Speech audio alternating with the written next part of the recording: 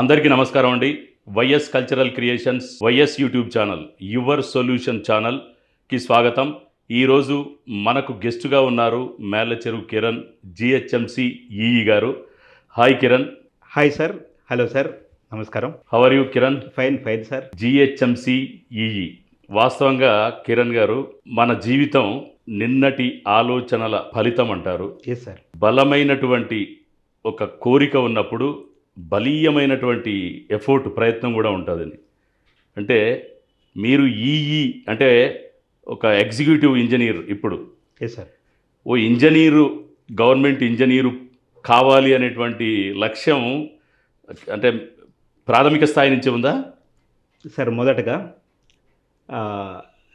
మీకు మీకు congratulations and thank you sir.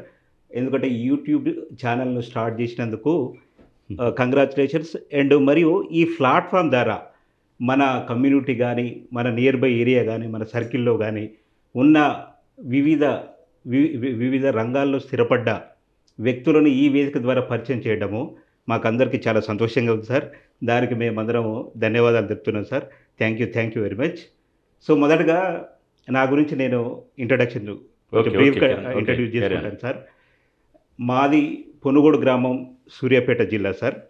మా తల్లిదండ్రులు మేళ్ళచెరువు పుల్లయ్య గారు, కలమ్మ. నాకు ఇద్దరు సిస్టర్ సార్.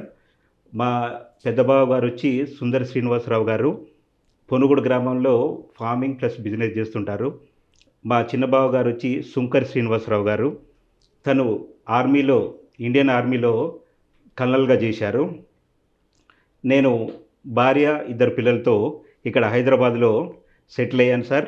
నేను జిహెచ్ఎంసి గ్రేటర్ హైదరాబాద్ మున్సిపల్ కార్పొరేషన్లో ఇప్పుడు సౌత్ జోన్ ప్రాజెక్టు విభాగంలో ఎగ్జిక్యూటివ్ ఇంజనీర్గా పనిచేస్తున్నాను సార్. ఓకే. సో ఒకసారి నా లైఫ్ గురించి ఒకసారి నేను చెప్పాలంటే సార్, నేను నా ఎడ్యుకేషన్ వచ్చి సార్, నేను నా స్కూలింగ్ అంతా కూడాను పొనుగోడు గ్రామంలో జరిగింది సార్. పొనుగోడు గ్రామంలో 10th వరకు పొనుగోడు గ్రామంలో జరిగింది. దాని తర్వాత ఇంటర్మీడియట్ వచ్చి ఒంగోలు ఆదర్శ జూనియర్ కాలేజీలో జరిగింది.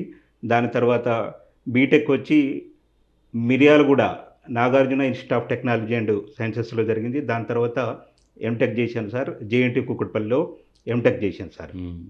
ఓకే ఓకే కిరణ్, అంటే ఎంటెక్ కంప్లీట్. Yes sir. అయితే మీకు ఈ ఇంజనీరింగ్ విభాగంలో గవర్నమెంట్ సెక్టార్ వైపు, ఐ మీన్ మీది గ్రాడ్యుయేషన్ కంప్లీట్ అయింది ఎప్పుడు?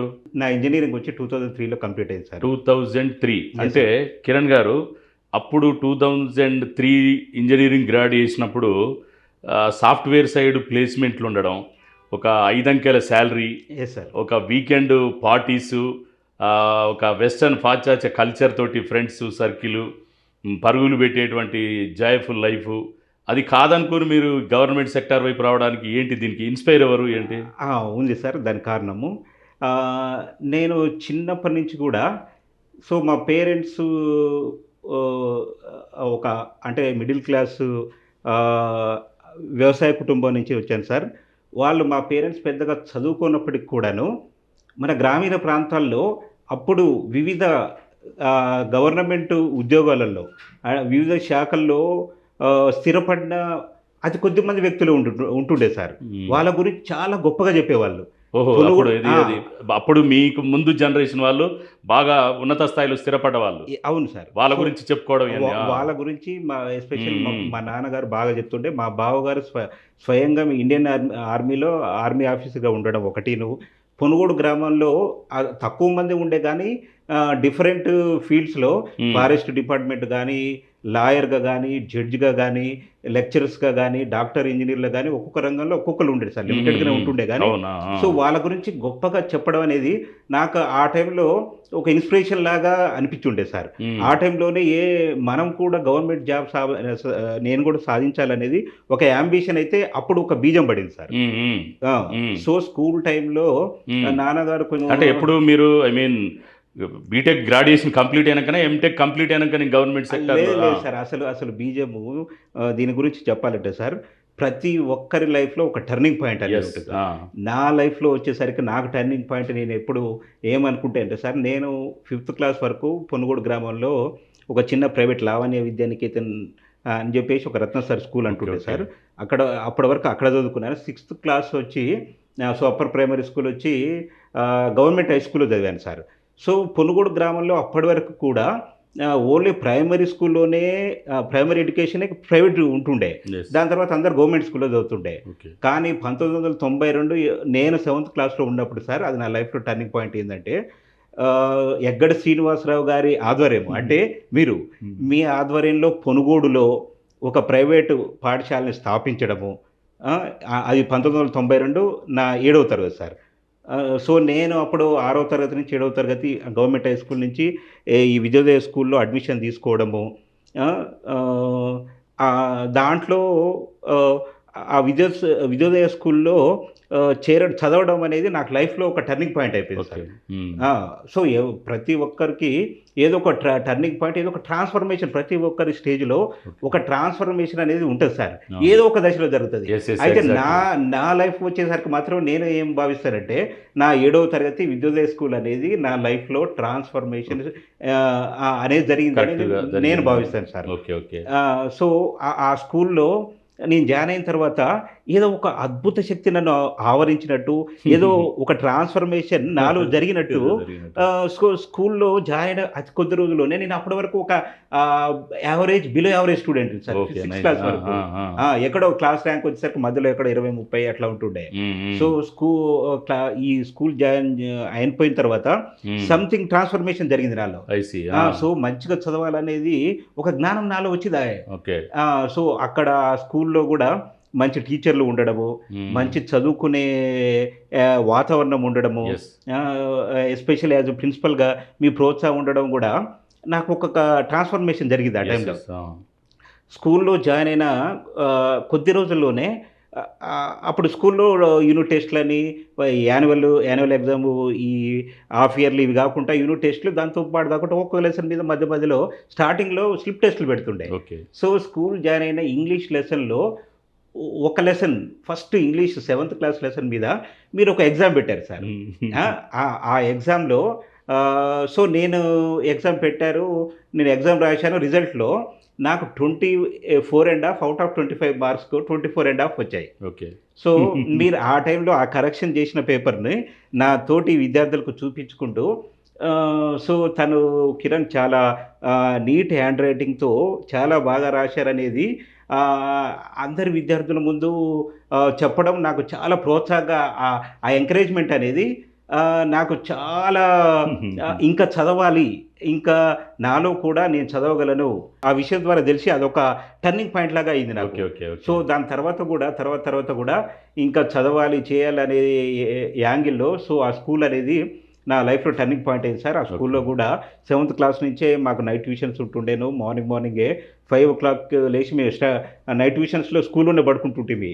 ఓకే. So okay. ఉదయం 5 గంటలకు లేచి చదవడం అనేది, చదువు మీద శ్రద్ధ అనేది ఆ స్కూల్ డేస్ 7th క్లాస్ నుంచి స్టార్ట్ అయింది. సో ఆ కల్చర్ అనేది అదంతా అట్లే కంటిన్యూ అయిపోయి కూడా దాని తర్వాత కూడా నాకు చదువులో మంచి రాణించడానికి కారణమైంది. ఆ విధంగా నాకు 10వ తరగతిలో సార్ 1970స్‌లో 10th చదివే వాళ్ళకు పాస్ కావడం గొప్ప సార్. దాని తర్వాత 80స్‌లో 10th చదివిన వాళ్ళకు ఫస్ట్ క్లాస్ రావడం గొప్ప. అవును. అదేవిధంగా 90స్‌లో 600కి 500 మార్కులు రావడం గొప్ప. అవునవును. సో అప్పటి అవునవును. సో అప్పుడు ఆ టీచర్స్ ఇచ్చిన ప్రోత్సాహం గాని, అక్కడ ఉన్న విద్యార్థుల మధ్యలో ఉన్న పోటీకరమైన వాతావరణం వీటన్నిటితోని నేనప్పుడు జిల్లా స్థాయిలో మన మండల స్థాయిలో 505 మార్కులతోని అప్పుడు నేను ఫస్ట్ రావడం జరిగింది సార్. సో అది నాకు చాలా ఒకంత గర్వంగా చాలా ఏదో సాధించాలనేటువంటి సాధించాననేది ఒక హ్యాపీగా ఫీల్ అయినాను. దాంతో పాటు ఇంటర్మీడియేట్ నేను ఒంగోలులో జాయిన్ అయ్యాను సార్. ఆ ఒంగోలులో కార్పొరేట్ కాలేజీలో వివిధ జిల్లాల నుంచి ర్యాంకులు సాధించిన విద్యార్థులతో ఒకటే సెక్షన్‌లో పోటీ పడే స్పిరిట్ అది నింపింది. అచ్చా ఇది సో ఈ స్కూల్‌లో నాకు చదివే మంచి వాతావరణం ఉండడము, సో ఆ అచీవ్‌మెంట్ ఇవన్నీ కూడా దాని తర్వాత లైఫ్‌లో నాకు సాధించడానికి మంచి పునాది అయిపోయింది. అది బేస్ అదేలే. అది బేస్ అయిపోయింది. దాని తర్వాత అదే విధంగా నేను ఇంటర్మీడియేట్ గాని, దాని తర్వాత ఇంజినీరింగ్ దగ్గరలో కొంచెము దగ్గరలోనే చూద్దాం, నాకు వచ్చిన ర్యాంకు అక్కడ మిర్యాలగూడలో నాగార్జున ఇన్స్టిట్యూట్ ఆఫ్ టెక్నాలజీలో సీట్ వచ్చిండే అక్కడే జాయిన్ అయిపోయాను. దాని తర్వాత ఎంటెక్ పూర్తి చేశాను. ఎంటెక్ పూర్తి చేసే టైంలోనే కాంపిటేటివ్ ఎగ్జామ్‌కు ప్రిపేర్ అవుతూ గవర్నమెంట్ ఉద్యోగం సాధించాలనే కోరిక అప్పటి నుంచి ముందు నుంచే ఉంటుండే కాబట్టి ఒక అంబిషన్ ఉంది. ఉంది. మొదటి నుంచే. ప్లస్ స్కూల్ టైం నుంచే జనరల్ స్టడీస్ మీద మంచి గ్రిప్ ఉంటుండే సార్. అప్పుడున్న ఉపాధ్యాయులు, సోషల్ టీచర్ గాని మిగిలిన టీచర్లు అందరూ కూడా జనరల్ స్టడీస్ మీద చాలా మంచిగా టీచ్ చేసేవాళ్ళు. ప్రతి ఎప్పుడు కూడా క్విజ్ కాంపిటీషన్స్ పెట్టడము.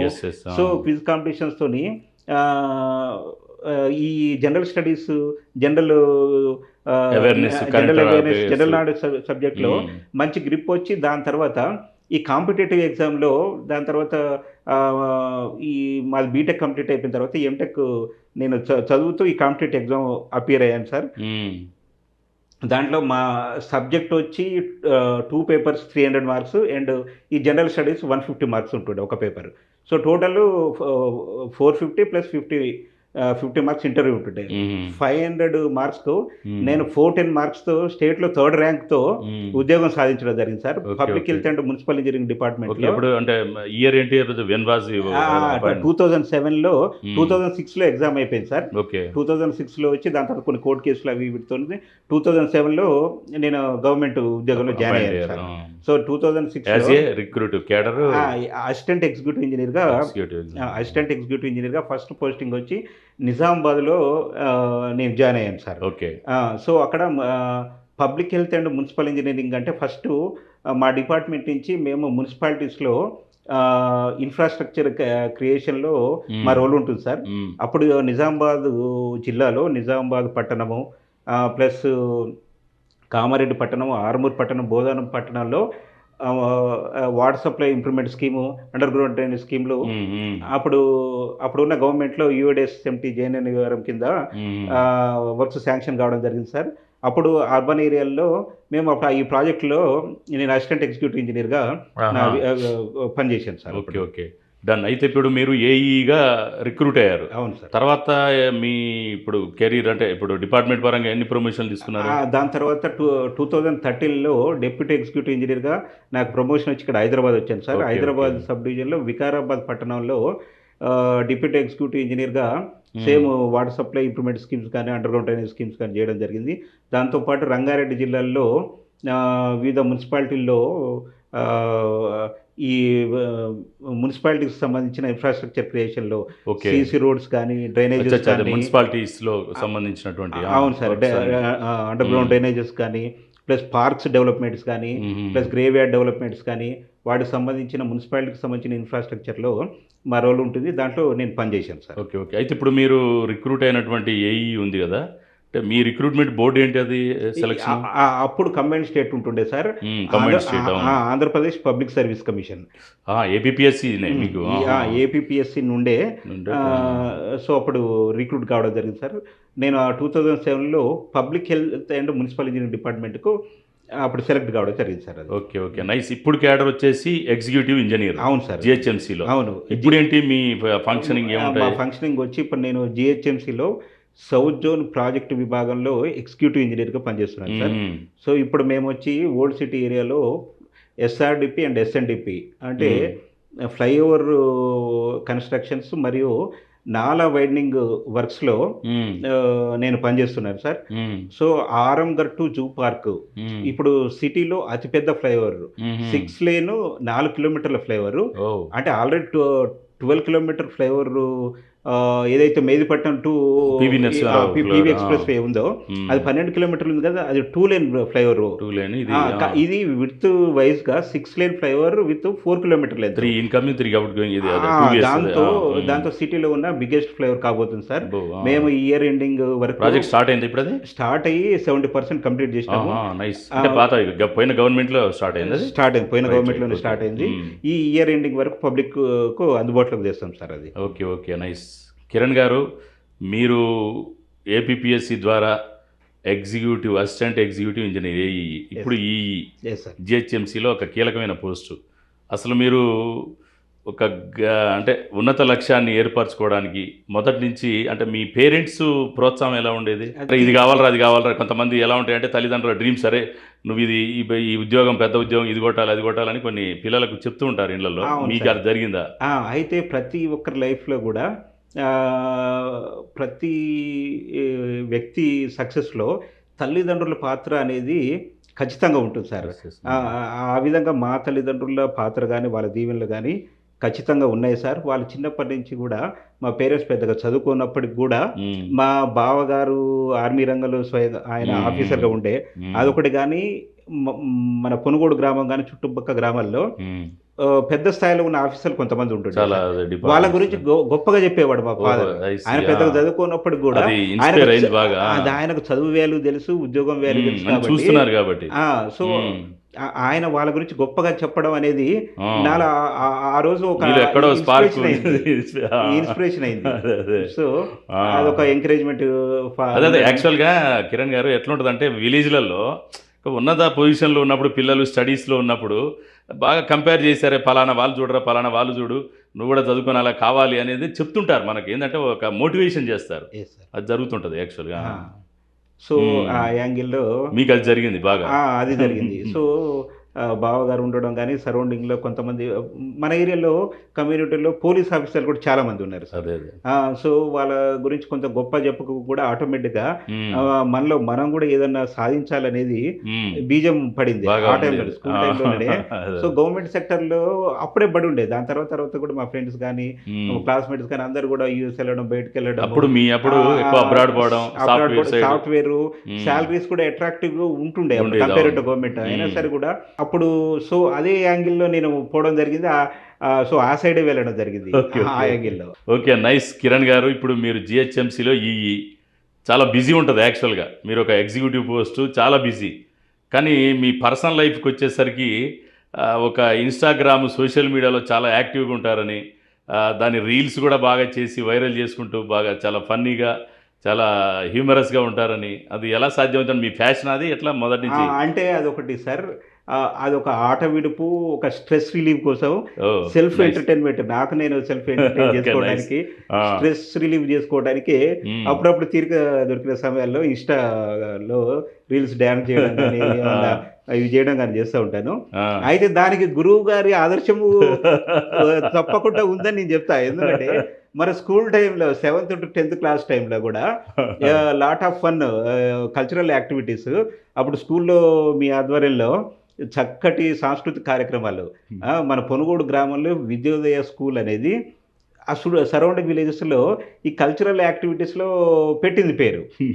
సో వినాయక చవితి సెలబ్రేషన్స్ టైంలో కానీ, ప్లస్ యాన్యువల్ డేస్, యానివర్సరీ టైంలో కానీ చక్కగా స్టూడెంట్స్తోని మీకు స్పెషల్ ఇంట్రెస్ట్ ఉండి ఆ ఇంట్రెస్ట్తోని విద్యార్థులు కూడా చక్కగా అవి కండక్ట్ చేయడము ఆటోమేటిక్గా స్టూడెంట్స్లో కూడా అదొక ఆ ఇంట్రెస్ట్ అనేది క్రియేట్ అయ్యి, ప్యాషన్ క్రియేట్ అయ్యేది. ప్యాషన్ క్రియేట్ అయ్యి దాని తర్వాత కూడా ఇప్పుడు అది ఏదో స్ట్రెస్ రిలీవ్, సెల్ఫ్ ఎంటర్టైన్ చేసుకోవడానికి అది ఒక వృత్తి కాదు, ఇదేం కాదు, అదొక వ్యాపకము ఎంటర్టైన్మెంట్ లాగా అప్పుడు చేయడానికి మంచి ఉపయోగమైంది అది. ఓకే, కొన్ని ఇళ్లలో అంటే మామూలుగా ఫ్యామిలీ సైడ్ నుంచి ఏందా నీకు ఏజ్ ఏంది, నువ్వేందుకు ఇవన్నీ పనికిరాని వేషాలు అయ్యి అని ఉంటుంటారు, కామన్ కామెంట్స్. మీ పార్ట్నర్ వాళ్ళ నుంచి ఫుల్ సపోర్ట్ ఉంటుందా? తప్పకుండా మా భార్య సపోర్ట్ ఉండడం సపోర్ట్ కూడా ఉంటుంది. లేకుంటే వాళ్ళు కామెంట్ చేస్తే మనం ఏం చేయలేము.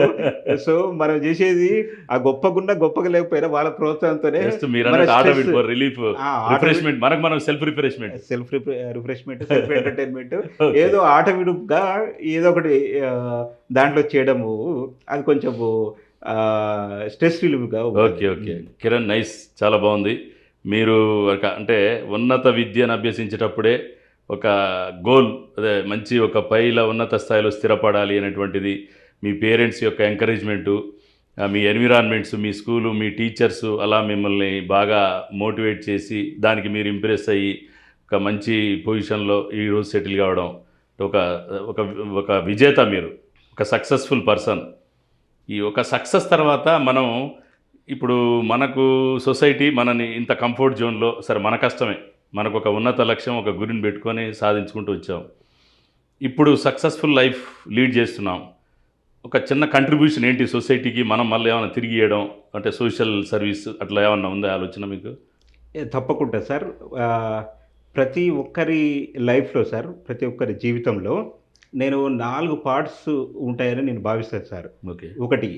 ఒకటేమో వ్యక్తిగత జీవితం. పర్సనల్ లైఫ్, రెండవదొచ్చి ప్రొఫెషనల్ లైఫ్. ప్రొఫెషనల్ లైఫ్, వృత్తిపరమైన జీవితం. అది మూడవది ఆధ్యాత్మిక స్పిరిచువల్ జీవితం. థింకింగ్. నాలుగవదొచ్చి సామాజిక జీవితం ఎస్, సార్. సో ఈ సామాజిక జీవితంలో సోషల్ సర్వీస్ అనేది చేస్తేనే ఆ వ్యక్తి యొక్క జీవితం పరిపూర్ణమవుతుంది sir. Fruitful life. Yes. So ప్రతి ఒక్కరు కూడా ప్రతి ఒక్కరికి వ్యక్తిగత జీవితము, ప్రొఫెషనల్ లైఫ్, సంపాదన ఎంత ముఖ్యమో దాంతోపాటు ఓకే, ఈ సామాజిక జీవితం కూడా అంతే ఇంపార్టెంట్. సో ఆ సామాజిక యాంగిల్లో ప్రతి ఒక్కరి పని చేస్తేనే, ఏదో ఒకటి సమాజానికి చేస్తేనే కానీ ఫ్రూట్ఫుల్ అవుతుంది. సో ఆ యాంగిల్లో అంటే నేను ఇప్పుడు నా లైఫ్ జర్నీలో, నా ప్రొఫెషనల్ జర్నీలో ఇప్పుడు మధ్యలో ఉన్నాను సార్. మధ్యలో ఉన్నాను. ఇప్పుడు నేను ఉంటున్న ఏరియాలో, ఇప్పుడు హైదరాబాద్లో నేను ఇబ్రాహీంపట్నం రూట్లో మన్నెగూడ ప్రాంతంలో ఉంటాను సార్. నేను ఉన్న ఏరియాలో నాకున్న పరిచయాలతో అక్కడ ఉన్న కాలనీల్లో, నేను అక్కడ కొత్తగా డెవలప్ అయిన కాలనీలో ఇల్లు కొనడం జరిగింది 2013లో. సో నాకున్న పరిచయాలతోని సామాజిక సేవలో భాగంగా, సామాజిక సేవ అనేది ఓన్లీ ఆర్థికంగా ముడిపడిందే కాదు సార్. సామాజిక సేవ అనేది రోడ్డు క్రాస్ చేసేటప్పుడు ఒక ముసలి వ్యక్తిని సాయం చేయడం కాల్చి మొదలు పెట్టుకొని మదర్ తెరిసా రేంజ్ వరకు కూడా ఏదైనా సామాజిక సేవ అవుతుంది. మన చుట్టూ జరుగుతున్న సంఘటనలకు స్పందించడం హ్యూమానిటీ గ్రౌండ్ లో మనం అంతే. సో నాకున్న పరిచయాలతో నేనున్న కమ్యూనిటీలో, నేనున్న లొకాలిటీలో, మా కొత్తగా ఏర్పడిన కాలనీలో అక్కడ నాకున్న మున్సిపల్ అధికారులతో పరిచయంతో మా కాలనీకి water supply connection, bulk connection తీసుకురావడం జరిగింది. దాంతోపాటు అండర్ గ్రౌండ్ డ్రైనేజ్ కనెక్షన్ తీసుకోవడం జరిగింది. మొత్తం కాలనీ మొత్తం కూడా ప్లాంటేషన్ చేశాను. ఫ్యూచర్లో కూడా తప్పకుండా మా గ్రామానికి కానీ, మా కమ్యూనిటీకి కానీ ఏదైనా నాకు చేయాలనే ఆలోచనలు అయితే తప్పకుండా ఉన్నాను సార్. ఓకే, దాంట్లో తప్పకుండా ఉన్నాను. ఓకే కిరణ్ గారు, నైస్. చాలా అంటే మీ స్టడీస్ తర్వాత ఒక గోలు, దాన్ని రీచ్ కావడం చాలా ఇన్స్పైర్గా ఉన్నాయి. ఇప్పుడు నవేడేస్ యూత్ కూడా చాలా ఊగిసలాట్లో ఒక తగినటువంటి, అంటే మన క్వాలిఫికేషన్ తగినటువంటి ఉద్యోగ ఉపాధి అవకాశాలు లేవు అని కొంత ఫ్రస్ట్రేషన్లో ఉంటారు. సో వారికి మీరు ఒక లైన్లో చెప్పే ఒక ఇన్స్పిరేషనల్ వర్డ్స్, అంటే ఒక సొల్యూషన్ ఏంటి? ఒక చిన్న సందేశం సార్. నాకు తెలిసిన ఒక స్టోరీ, ఒక స్టోరీ అంటే రియల్ లైఫ్లో రియల్గా జరిగిన ఒక సంఘటనను ఈ సందర్భంగా ఉదాహరిస్తాను sir. Okay. Arunima Sinha sir. What? Arunima Sinha. Arunima Sinha. Okay. ఆమె ఎవరంటే ఎవరెస్ట్ శిఖరం అధిరోహించిన మొట్టమొదటి భారతీయ వికలాంగ మహిళ సార్. వికలాంగుల మహిళ, ఫిజికల్లీ హ్యాండిక్యాప్. సో ఆమె యొక్క స్టోరీని ప్రతి ఒక్క స్టూడెంట్, యూత్ తప్పకుండా తెలుసుకోవాల్సిన అవసరం ఉంది సార్. ఒకసారి ఈ సందర్భంగా నేను ఒక్క నిమిషము ఆమె స్టోరీని ఎక్స్ప్లెయిన్ చేస్తా. అంటే ఇది సంకల్ప బలం సార్. సంకల్ప బలం గురించి సాధించాలంటే సంకల్ప దాని గురించి అరుణిమ సిన్హా 2011లో జరిగింది సార్. ఆమె ఏజ్ ఆ టైంలో వచ్చి 21 ఇయర్స్.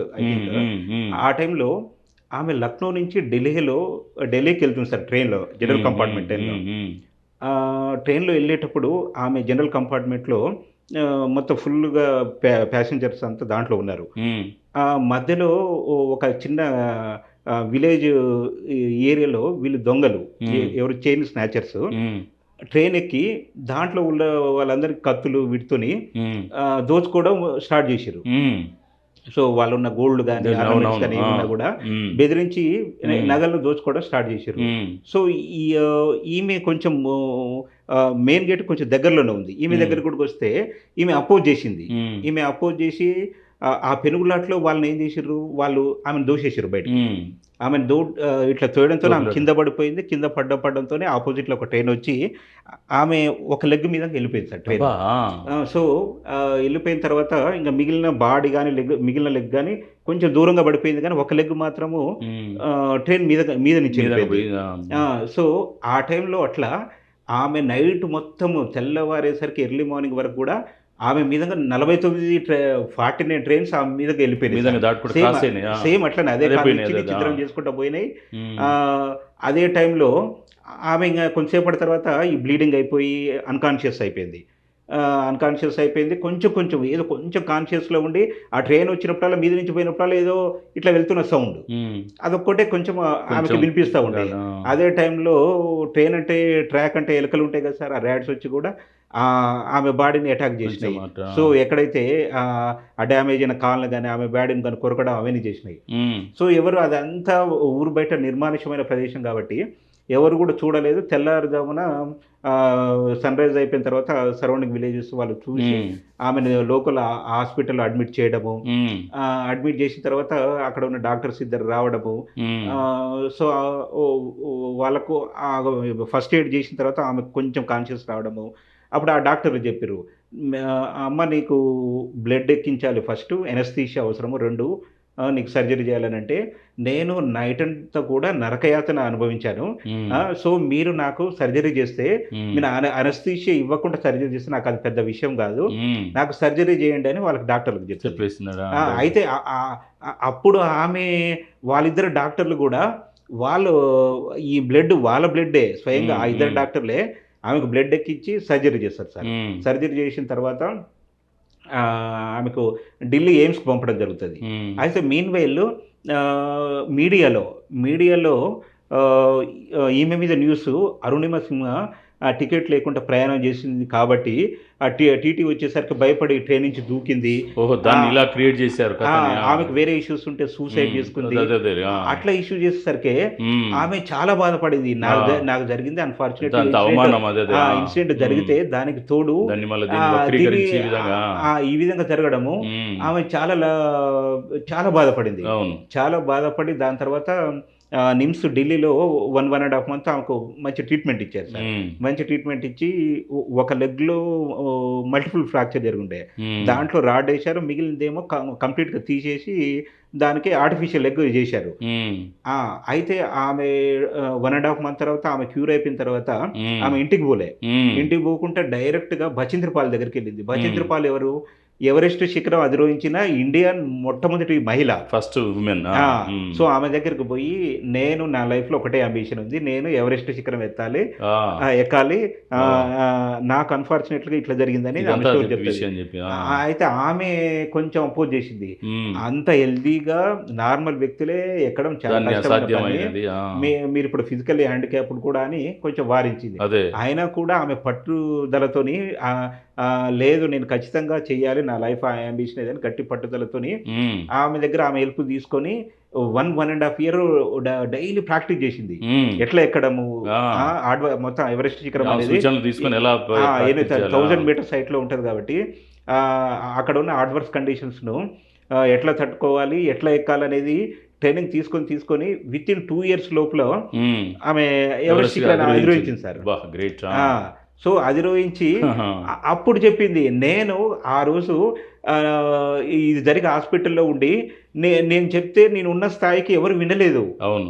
నన్ను వాళ్ళొచ్చి వాళ్ళు స్నాచింగ్ చేసి నన్ను నెట్టేసిరనేది నేను చెప్పినా కూడా ఎవరు వినే ఎవరు వినే పరిస్థితి పరిస్థితి లేరు. లేదు. అవును. వినే పరిస్థితి లేరంటే నేనున్న పొజిషను అప్పుడు అట్లా ఉంది. ఈరోజు కాబట్టి నేను ఎవరెస్ట్ శిఖరం అధిరోహించి నేనంటే ఎవరో ఆ సంకల్ప బలంతోని, ఆ ఉమ్, స్ట్రాంగ్ డిటర్మినేషన్‌తోని నేను ఎవరెస్ట్ శిఖరం అధిరోహించినా ఈరోజు చెప్తున్నా అని చెప్పి ఆమెకు పద్మశ్రీ వచ్చిండే వరల్డ్ గిన్నిస్ బుక్‌లో గిన్నిస్ రికార్డ్ అది.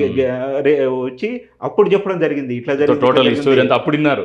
అప్పుడు సక్సెస్ అయిన తర్వాత ఆమె కథని వినడానికి ఆసక్తి చూపారు అన్నట్టు. అదే అదే, అంతకుముందు ఎవరు పెడచెవిన పెట్టడం. అదే. ఇదంతా కూడా సంకల్ప బలం. ఓకే, ఓకే, అదే. అయితే ఇప్పుడు నేను ఇదంతా స్టోరీ చెప్పడం అంతా కూడా సార్ ఇప్పుడున్న జనరేషన్‌కు ఇప్పుడున్న యూత్‌కి గాని అవును. సంకల్ప బలం యొక్క దృఢంగా ఇంపార్టెన్స్ ఉంటే చెప్పడము. అదే అంతా. So believe in your self sir. Yes, yes. మన మీద మనం నమ్మకం ఉన్నప్పుడే Yes, yes, మనం exactly. ఏదైనా సాధిస్తాము. సంకల్ప బలము. సో ఇప్పుడున్న జనరేషన్‌కు చదువు అనేది చాలా ఇంపార్టెంట్ సార్. ఇష్టంతో కష్టపడి చదవడం అనేది చాలా ఇంపార్టెంట్. Yes, exactly. ఎందుకంటే ఇప్పుడున్న జనరేషన్‌కు స్మార్ట్ ఫోన్స్ కానీ ఈ టెక్నాలజీ అడ్వాన్స్‌మెంట్ అనేది ప్రొఫెషనల్ లైఫ్లో చాలా మందికి పాజిటివ్ ప్లస్ అవుతుంది, కానీ పర్సనల్ లైఫ్ వచ్చేసరికి అది నెగిటివ్ ఇంపాక్ట్ అవుతుంది. అది నెగిటివ్, ఎస్పెషల్లీ ఈ పిల్లల్లో, యూత్ జనరేషన్లో ఈ వీడియో గేమ్స్ కానీ ఇతరత్ర అవసరం లేని విషయాలలో దానికి ఎడిక్ట్ అయ్యి సో వాళ్ళ లైఫ్లో వాళ్ళ టైం అంతా వేస్ట్ చేసుకుంటున్నారు, అన్నెసరీగా అవసరమైన విషయాలకు పోతున్నారు వాళ్ళు. ఇప్పుడున్న జనరేషన్ చదువు మీద ఫోకస్ చేయడం వల్ల, ఒక టూల్ గా వాడుకోవాలి మనకు చదువు మీద ఫోకస్ చేయడం వల్ల ఎట్లా అంటే సెల్ఫ్ కాన్ఫిడెన్స్ పెరుగుతుంది. ఒకటి, నేను ఏదో సాధిస్తున్నాను అనే నమ్మకం కలుగుద్ది, ఏదో సాధిస్తాను అది కంటిన్యూ ఆ చదువును అనేది ఈ సంకల్ప బలంతో ఇష్టంతో కష్టపడి చదవడం వల్ల ఖచ్చితంగా సమాజంలో ఏదో ఒక రోజు మంచి స్థానంలో నిలబెడుతుంది. ఎగ్జాక్ట్లీ మీరు అనేది. Okay, thank you Kiran. చాలా ఇన్స్పైర్ అయ్యే విధంగా మీరు ఒక ఉన్నత పొజిషన్ పోయి అందరూ కూడా ఒక గోల్ ఉంటే తప్పకుండా సాధిస్తారని ఒక ఇన్స్పిరేషన్ కల్పించారు. Thank you. Right sir, thank you. Hello everyone, thank you so much for watching video till the end. ఇలాంటి మరిన్ని సక్సెస్ఫుల్ అండ్ ఇన్స్పిరేషనల్ వీడియోస్ కోసం please subscribe YS cultural creation YouTube channel. మీకు ఇంకేమైనా ideas are suggestions ఉంటే comment సెక్షన్లో comment చేయండి. Video నచ్చితే like చేయండి and please share it with your family and friends. Subscribe button పక్కన చిన్న బెల్ ఐకాన్ ఉంటుంది, అది క్లిక్ చేయండి సో దట్ మీకు వీడియో అప్లోడ్ చేయగానే నోటిఫికేషన్స్ వచ్చేస్తాయి. Thank you so much for supporting us. Keep supporting. Don't forget to subscribe. Bye bye. Take care.